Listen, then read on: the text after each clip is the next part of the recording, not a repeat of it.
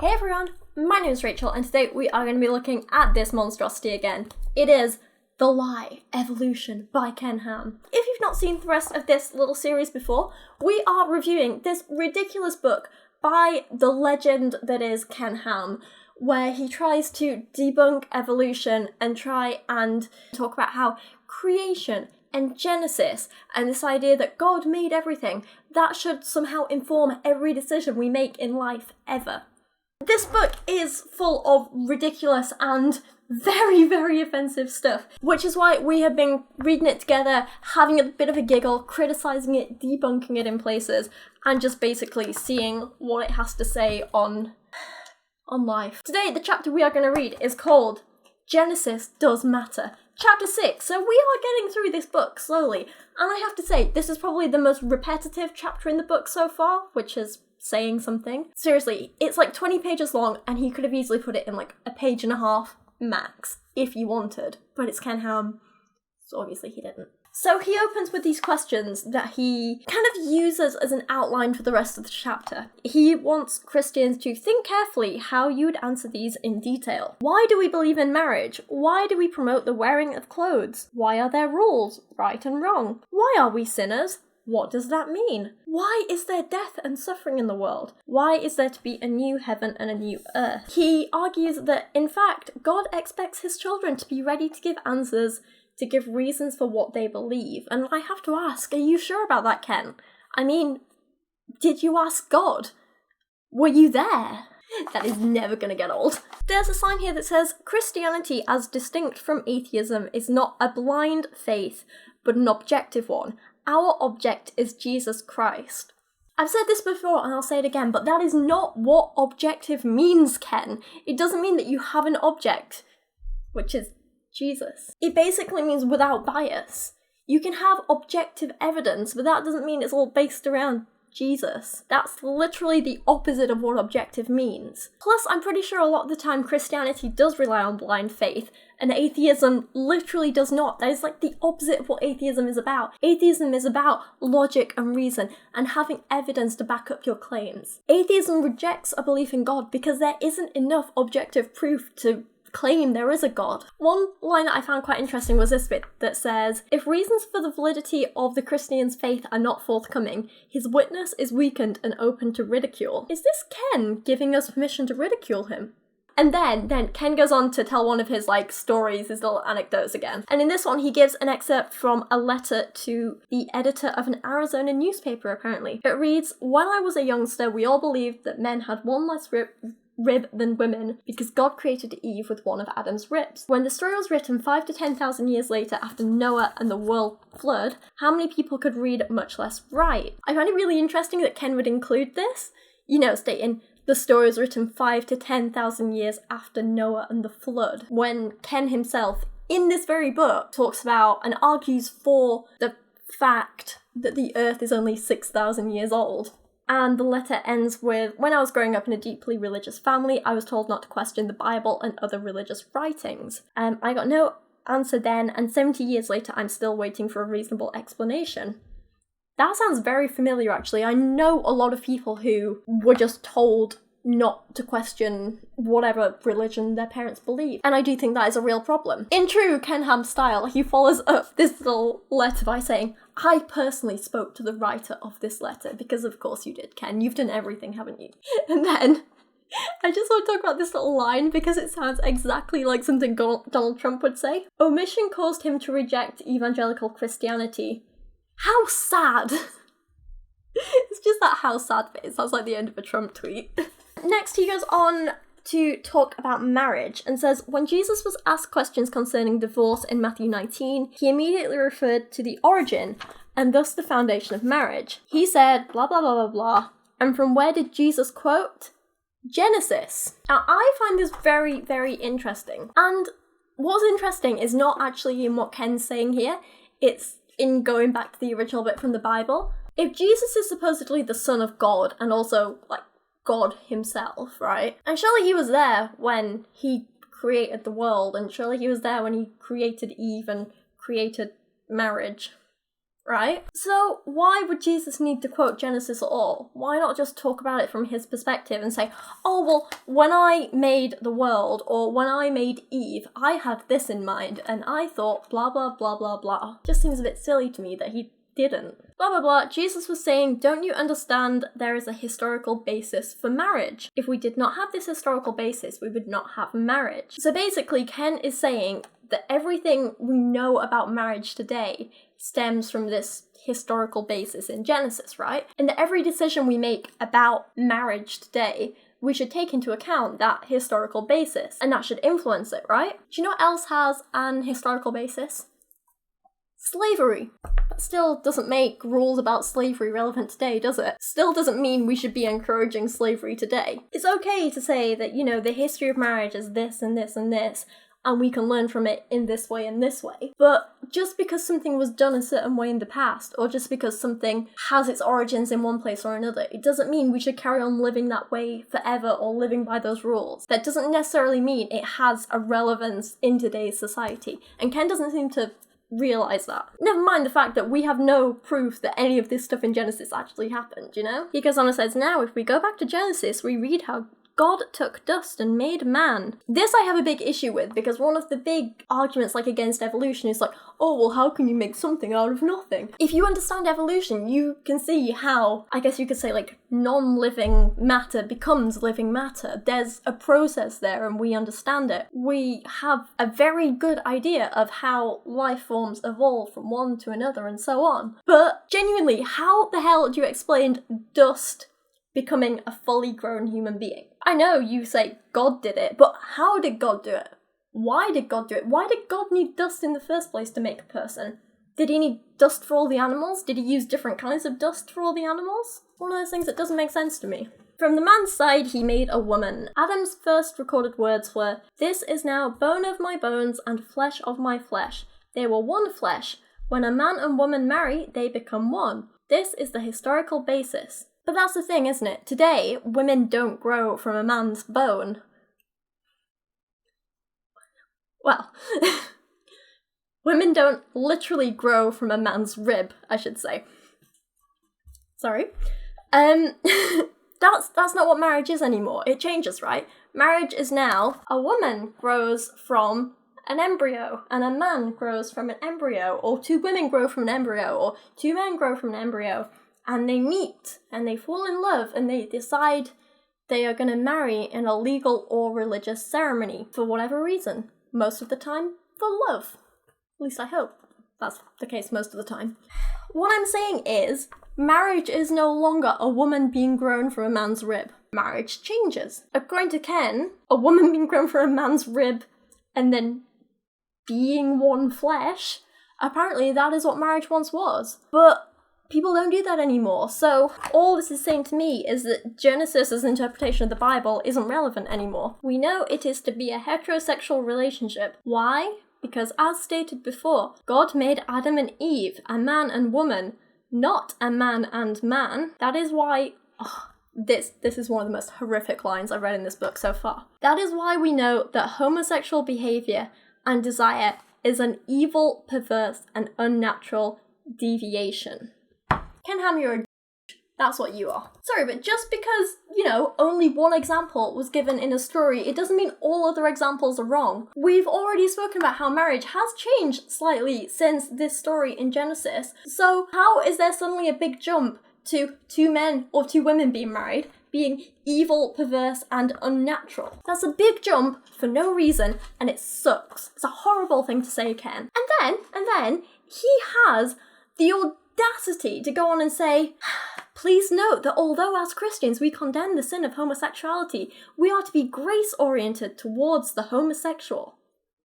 Yeah, that seems really graceful of you to call them evil, perverse, and unnatural. Screw you, Ken Ham. Ken goes on to talk about how modern families are failing because the fathers aren't doing their proper jobs anymore, or something. When one looks at the biblical roles given to fathers and mothers, it is the fathers who are allocated the responsibility of providing for their children and providing the family's spiritual and physical needs. One result of this role reversal is that sons often stop coming to church. Christian girls who have not been trained properly by their fathers concerning the marriage relationship often disobey the Lord by dating and marrying non-Christian men. Oh, the shock! Disgraceful, isn't it? So there's a lot of stuff wrong with this, but the one thing I want to kind of pick out is this tiny, tiny little word. Trained. Christian girls who have not been trained properly by their fathers. I hate this so much, and it's a reoccurring thing that Ken does throughout this book and throughout his other writings, and I actually see it a lot just on Christian blogs and in Christian books and Christian YouTube videos. This idea of training your children. I hate it. You train a dog, you train an animal, and training to me implies that you're teaching them to respond to certain commands. To me, it means that you're getting them to do something in a certain way. You're not getting them to think for themselves. You're just getting them to repeat certain processes, right? I don't think you train children, unless we're talking about potty training, in which case you're teaching them to repeat certain actions of going to a toilet, right? You don't train children, you raise children. It's one of those things, it's a tiny word, but just the implication of it and the connotations of it I find so disturbing. Then Ken goes into one of his little anecdotes again. A young woman approached me and said she was married to a non-Christian. She explained that when she was dating this man, she compared him to her father and saw no real difference. Daddy issues much? Ken, moves on, he's blah, blah, blah. Says, female liberationists think the Bible teaches a tyrannical relationship in marriage. Kind of does, though. If you've seen my video on, the wives submit to your husbands passage, you'll know I have some pretty, extreme, well, not extreme, no. I have some very passionate thoughts on this, and I think it's horrible to tell women to submit to their husbands. Then it moves on to the topic of why clothes. This is quite funny. It's consider why we wear clothes. Is it to keep warm? Yes. What then if we lived in the tropics? People wear different clothes. People wear less clothes because they don't need to keep us warm. Is it to look nice? Often, yeah. What we wear says a lot about us. It's an expression of our personality. If these are our only reasons why wear clothes, well, it's also for protection, to say something about our status and who we are, self-expression, In modern society, it's to do with modesty, right? Yeah, lots of reasons. Why not take them off when we want to, where we want to? Does it really matter if one goes nude publicly? Yes, because it's against the law, but in our own homes, it's perfectly reasonable to take our clothes off if we want them, when we want to. Ultimately, the only reason for insisting that clothes must be worn is a moral one. No, not really. If there is a moral reason, it must have a basis somewhere. Genesis. He thinks it's Genesis. Again. And then again, he comes back to parents. What about the training of your children? What do you say to them about clothes? Again, training children. Stop it. In her paper, Greek Clothing Regulations, Sacred and Profane, Harrion Mills says this. Since the demise roughly 100 years ago of the biblical-based theory that clothes are worn because of modesty, various theories have been put forward by anthropologists concerned with the origins and functions of clothing. Interesting point. Very interesting. I'd love to know what some of these various theories are that have been put forward by anthropologists. Again, I reckon it's to do with status, protection, yeah, to some degree modesty, self-expression, that kind of stuff. But Ken doesn't talk about any of that. I don't know why he included this quote from this paper, because he doesn't bother talking about it or exploring it at all. It makes no sense. He just says, so why do we wear clothes? There is a moral basis if you go back to the scriptures. We read in Genesis that when God made Adam and Eve, they were naked. But sin came into the world and sin distorts everything. Sin distorts nakedness. Immediately, Adam and Eve knew they were naked, and they tried to make coverings out of fig leaves. God came to their rescue, providing garments by killing an innocent animal. Why? Why did God feel it necessary to kill an innocent animal? What was wrong with covering with fig leaves? If it's God, surely he had knowledge of fabrics and stuff. Why couldn't he have just shaved a sheep and given them the wool? Woven the wool into something? Why couldn't he have just woven them something out of cotton? Why couldn't he have created some kind of woven fabric out of leaves? Why did he have to kill an animal? I think that says a lot more about God than it does about humans and sin. The fact that he was you did something wrong and now you need clothes. Let me just kill this innocent animal. This part, right? Men are very easily aroused sexually. Is that speaking from experience, Ken? Parents need to explain to their daughters how easily a man is aroused sexually by a woman's body. They need to know because many of them do not understand what happens to a man. Men can't be expected to control their bodies and urges. Women, it's your fault. You need to cover up so we don't feel uncomfortable. They also need to explain to their sons that although women's clothes or lack of them can be a stumbling block to a male, it is not an excuse for them in relation to what their mind does with what they see. I think that's a pretty important point, and Ken doesn't spend enough time on it, to be honest. He spends way more telling women to cover up than he does telling men to not act on impulses without consent. Actually, Ken doesn't even touch on the topic of consent. That's how little he cares. Man was designed to be easily aroused sexually and to respond to one woman, his wife. Are you sure about that, Ken? I mean, maybe the easy sexual arousal, I can understand that. Man was designed to respond to one woman, his wife. Then why is it apparently so easy for men to be sexually aroused by any woman they apparently see on the street or in church? Why is it so easy for man to commit adultery in their hearts? It seems like there was a big issue in how God designed men here, you know?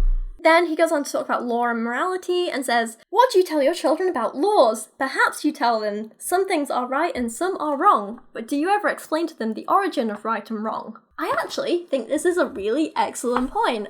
I'm a big advocate for explaining the why to anyone, basically, whether it be children or other people your age if you ask them to do or not do something, right? I always think it's important to understand the why behind things. Like, don't run out into the street. Why? You could get hit by a car if you don't see it. That kind of thing. Then Ken says, would you say we have right and wrong because God has given us laws? If so, why is that? Why does he have a right to say what is right and what is wrong? God is the only one who is good, only one who created us and therefore owns us. Thus, we are obligated to him and we must obey him. He has the right to set the rules. That is why we have absolutes, why there are standards, and why there is right and wrong. Now, I don't really believe in absolutes. I think there's a lot of grey areas sometimes. I also think even if there was a God who existed, he wouldn't have the right to have this absolute authority over everything. Just because he created something doesn't give him, like, the right to just be a dictator, you know? Just because parents create a child doesn't mean they have a right to dictate everything they do for the rest of their lives and so on with grandchildren and great-grandchildren and everything. That's stupid. Life doesn't work that way, and even if there was a God, I don't think it would be fair to treat him as this, you know, one source of knowledge and who owns us. That's horrible. Apparently, atheistic evolutionary philosophy is that thing? Apparently it says that there is no God, all is the result of chance and randomness. That's a big oversimplification, mate. Death and struggle are the order of the day, not only now but indefinitely in the past and future. If this is true, there's no basis for right and wrong. The more people believe in evolution, the more they are going to say there is no God, why should I obey authority? Hey, no. Disbelief in God does not equate to I'm going to ignore all authority ever. Also, believing in evolution does not equate to, like, nihilism. Knowing that you're going to die someday doesn't mean that your actions for now are meaningless.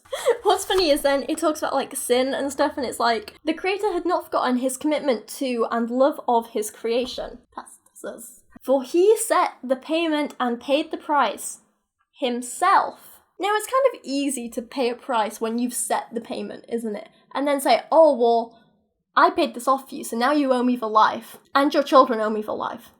And grandchildren. And every generation from now on. Like, imagine if I found out that Dan had lied to me about something, and I was like, oh, well, if I'm gonna forgive you, I'm gonna need £3.50, but it's okay. I'll pay that for you. I will give myself £3.50 and that debt is paid off. You're forgiven, it's all good. But I'm kind of gonna need you to obey me for life.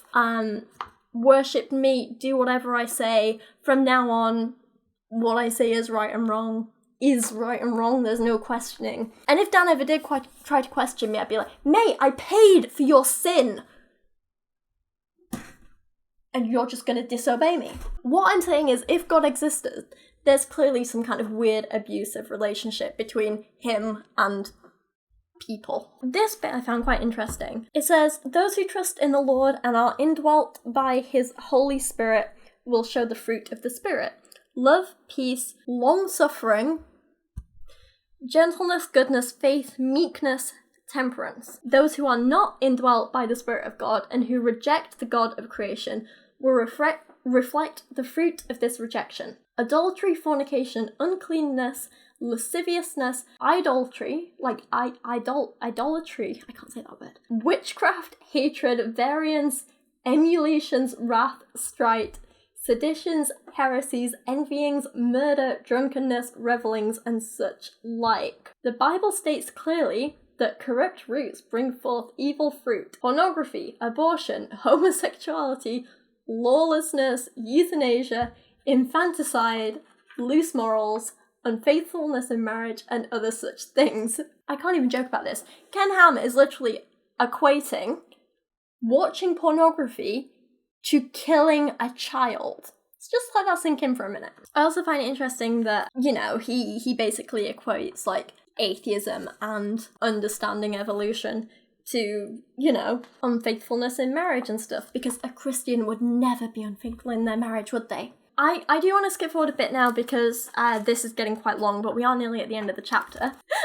I love this bit, right? An all-out attack on evolutionist thinking is possibly the only real hope our nations have of rescuing themselves from an inevitable social and moral catastrophe. It is not easy for any human being to acknowledge that if there is a creator, we must be in submission to him. Because I don't think we should be, even if there was one. Then, this is a bit I really do want to talk about now, because this bit is quite interesting, and just shows kind of how dishonest Ken is, right? Listen to this story, right? Missionaries were sent to New Guinea because there were so many so-called pagan and primitive people there. The story is told of one cannibal tribe, which has since ceased to be cannibalistic. Previously, men would race into a village, grab a man by the hair, pull him back, tense his abdominal muscles, use a bamboo knife to slit open his abdomen, pull out his intestines, cut up his fingers, and while he was alive, eat him until dead. People hear this and say, oh, what primitive savages. They are not primitive savages. Their ancestor was a man called Noah. The Indian ancestor was a man called Noah. The Eskimo's ancestor was a man called Noah.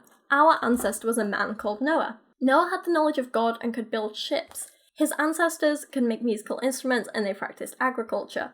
What happened to those New Guinea natives is that somewhere in history they rejected the knowledge of God and his laws, and God turned them over to foolish, perverse, and degenerate things. So that's a pretty horrific story, right? Apparently, these people rejected God and they became cannibals, savages.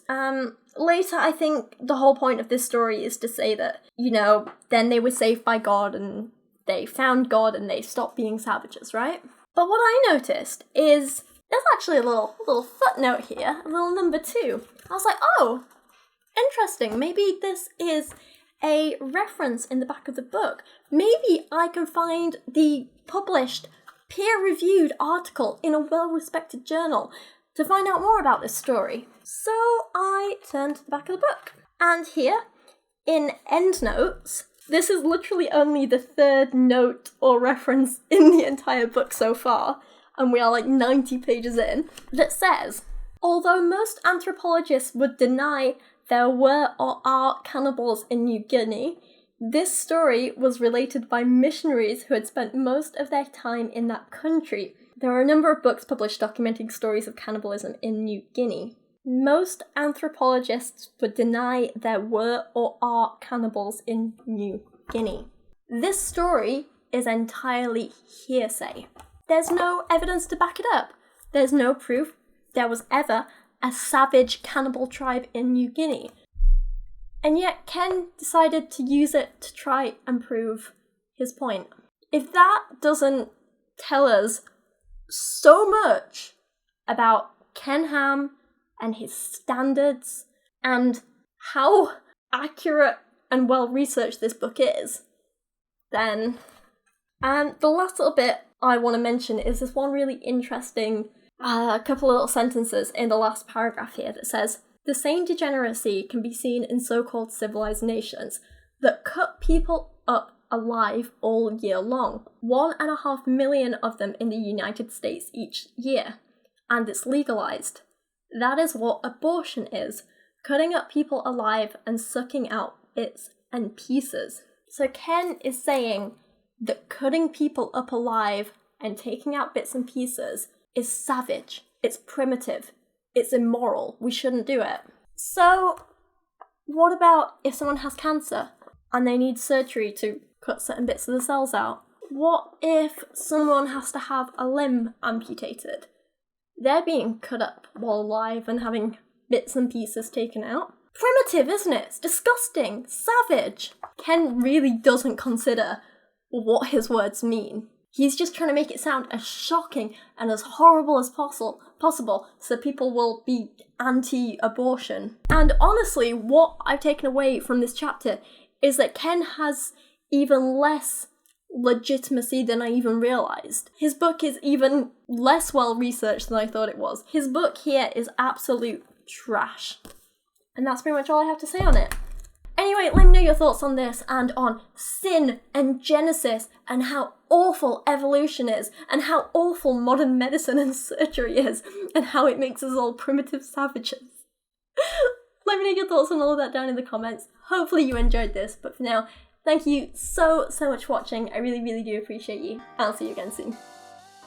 Thank you so much to everyone supporting me on Patreon this month, with a special thank you to Mark Dauner, Christian Berg, Jaylee Moore, Sir Michael Moore, Lachie Scott, Jadeon Sheppard, Religion is BS, and Matthew Meinema. You're all incredible. Also check out everyone who is mentioned here on this end screen and down in the description below. You're all incredible, and thank you so much. I seriously could not do this without your support.